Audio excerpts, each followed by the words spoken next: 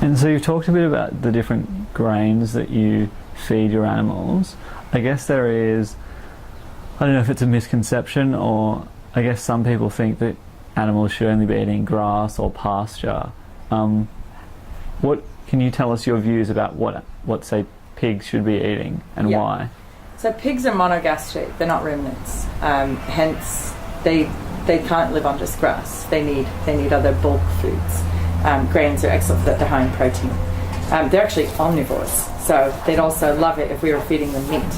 But the regulations don't allow us to. That's called swill feeding, and you can't because we have a herd here that's free of foot and mouth disease.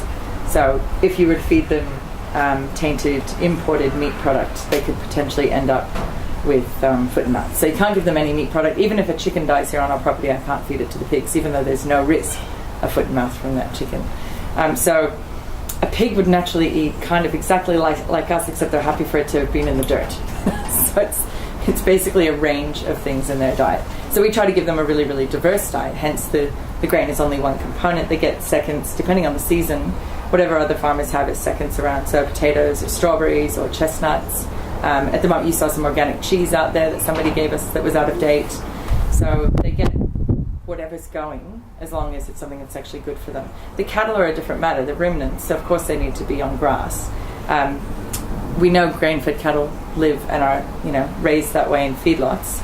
It's not kind of their natural or normal diet, and it changes their gut health enormously, which I would imagine has an impact on us as well if that's what we were eating.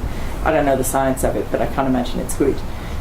Having said that, for centuries and millennia, cattle, ruminants like cattle and sheep have also been fed surplus grains. It's part of how agriculture systems used to work.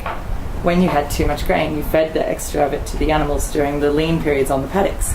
So I think it's great to feed cattle some grain if there's a little bit of it around and the paddocks are low, but not to feed them exclusively on grains is the key point. I don't think really raising pigs entirely on grains is the best option either, just because you're having to grow that for them.